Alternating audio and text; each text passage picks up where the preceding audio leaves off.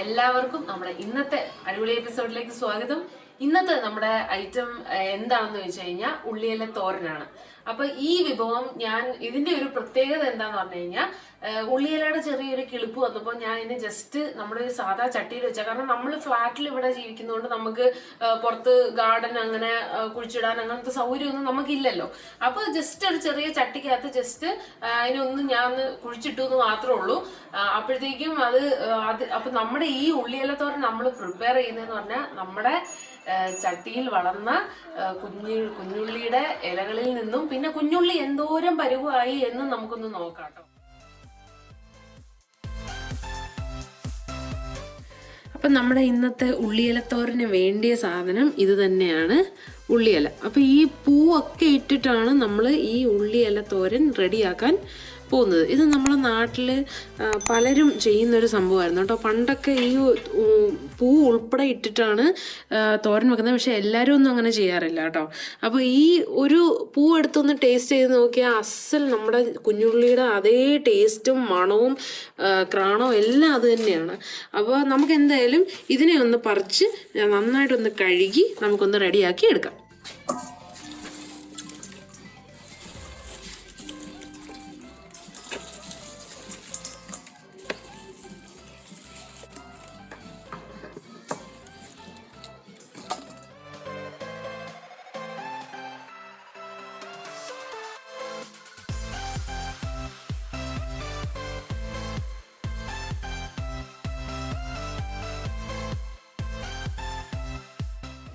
അപ്പം നമ്മുടെ ഉള്ളിയില തോരന് വേണ്ടിയതായിട്ടുള്ള നമ്മുടെ കയ്യിലുള്ള ഫുൾ ഉള്ളിയിലയും അതിനോട് അടുത്ത് നിന്ന് ആ പൂവും എല്ലാം നമ്മൾ യൂസ് ചെയ്യാൻ പോവുകയാണ്. അത് ഇത്രയും നമ്മൾ വെട്ടിയെടുത്തിട്ടുണ്ട്. അപ്പം ഞാനിങ്ങനെ മൂട് വെട്ടി വന്നപ്പോഴാണ് ഇപ്പം നമ്മുടെ കുഞ്ഞുള്ളി ഇതേ ഇങ്ങനെ പാകമായി നിൽക്കുന്നത് ഞാൻ കണ്ടു. ഇതാണോ പാകമെന്ന് എനിക്കറിയില്ല, പക്ഷേ നമ്മുടെ കുഞ്ഞുള്ളിയുടെ ഒരു ഷേപ്പിലൊക്കെ നിൽക്കുകയാണ് കേട്ടോ. അപ്പോൾ ഒത്തിരി സന്തോഷമൊക്കെ കണ്ടപ്പോഴത്തേക്ക് ആദ്യമായിട്ടാണ് കുറേ പേര് പറഞ്ഞു കേട്ടിട്ടുണ്ട് കുഞ്ഞുള്ളി കൃഷി ചെയ്യാൻ ഒത്തിരി എളുപ്പമാണെന്ന് പറഞ്ഞ് കേട്ടിട്ടുണ്ട്, ഒത്തിരി കിട്ടുകയും ചെയ്യുമെന്ന് കേട്ടിട്ടുണ്ട് കേട്ടോ. പക്ഷെ ആദ്യമായിട്ടാണ് ഞാനിങ്ങനെ ചുമ്മാ ഞാൻ ശരിക്കും ഈ ഉള്ളിയില നമുക്ക് കിട്ടാൻ വേണ്ടിയിട്ടാണ് ഞാൻ ഇത് വെച്ചത്, ഈ സ്പ്രിംഗ് ഒനിയൻ കിട്ടാൻ വേണ്ടിയിട്ടാണ്. പക്ഷേ അത് ഇരുന്നിരുന്നങ്ങ് കുഞ്ഞുള്ളിയായി. അപ്പോൾ നമ്മുടെ കുഞ്ഞുള്ളി, അപ്പോൾ ഇതിൽ നിന്ന് കിട്ടിയ കുഞ്ഞുള്ളിയും നമുക്ക് ഈ തോരന് വേണ്ടിയിട്ട് ആദ്യം നമ്മൾ ഉള്ളി ഇടില്ലേ, അതിന് പകരം നമുക്ക് ഈ കുഞ്ഞുള്ളി തന്നെ ഇട്ട് വഴറ്റിയെടുക്കാം കേട്ടോ.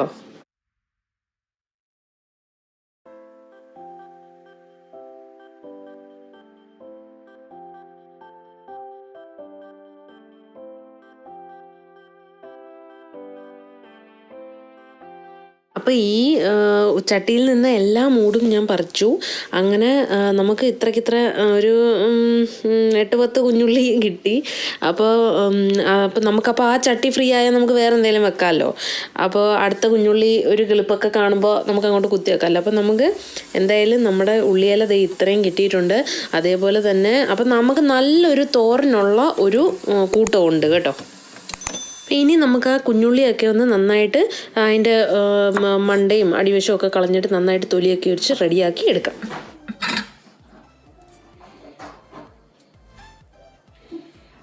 ഇതിൻ്റെ തൊലി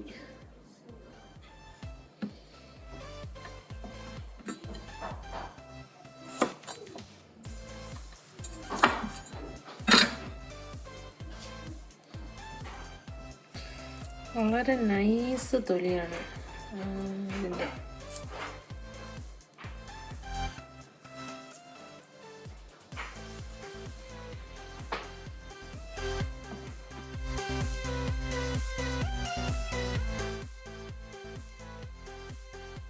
അപ്പം നമ്മുടെ കുഞ്ഞുള്ളിയൊക്കെ നമ്മൾ നന്നായിട്ട് തൊലിയൊക്കെ ഒഴിച്ച് വൃത്തിയായിട്ട് കഴുകി എടുത്തിട്ടുണ്ട്.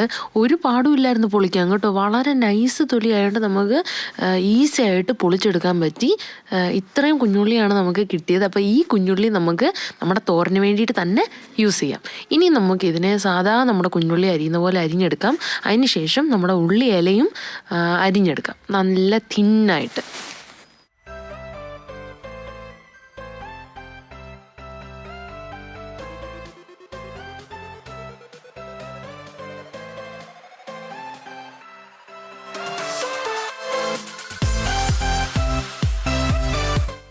അപ്പം നമ്മുടെ ഉള്ളിയിലയും കുഞ്ഞുള്ളി എല്ലാം നമ്മൾ അരിഞ്ഞ് റെഡിയാക്കി വെച്ചിട്ടുണ്ട്. ഇനി നമുക്കൊരു പാൻ എടുത്ത് കുറച്ച് വെളിച്ചെണ്ണ എടുക്കുക. അതിലോട്ട് നമ്മൾ ഈ അരിഞ്ഞ് വെച്ചിരിക്കുന്ന കുഞ്ഞുള്ളി ആദ്യം ആഡ് ചെയ്യുക. അതൊന്ന് ട്രാൻസ്പെറൻ്റായി വരത്തില്ലേ, ആ ഒരു സ്റ്റേജിൽ നമ്മുടെ ഉള്ളിയിലയൊന്ന് ആഡ് ചെയ്ത് കൊടുക്കാം. ഇത് നന്നായിട്ട് അതിനകത്ത് കിടന്ന് ഒരു മീഡിയം ഫ്ലെയിമിൽ വെക്കുക.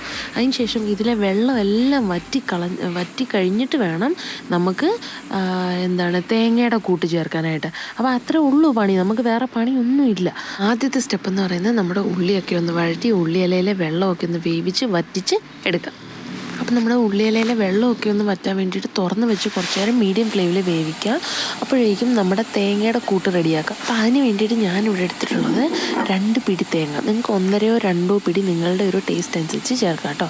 പിന്നെ ഞാൻ 3 പച്ചമുളക് നടുവേ കീറി എടുത്തിട്ടുണ്ട്. അതേപോലെ ആവശ്യത്തിന് ഉപ്പും ആവശ്യത്തിന് മഞ്ഞൾപ്പൊടിയും ഞാനൊരു നല്ലൊരു പിഞ്ചാണ് മഞ്ഞൾപ്പൊടി എടുത്തിട്ടുള്ളത്. അപ്പോൾ ഇതിനെല്ലാം കൂടെ നന്നായിട്ടൊന്ന് ഞെരടി കൊടുക്കുക.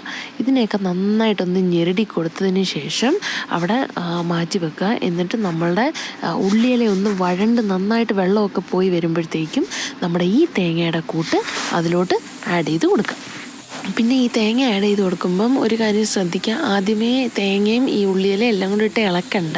കുറച്ച് നേരം ആഡ് ചെയ്യുന്നത് പോലെ തന്നെ അതിനെ ഒന്ന് പൊത്തി ഒന്ന് നന്നായിട്ടൊരു കൂമ്പാരം പോലെ ഇങ്ങനെ പൊത്തി വെച്ചിട്ട് അതിലൂടെ ചെറിയ തീയിൽ വെക്കുക കേട്ടോ.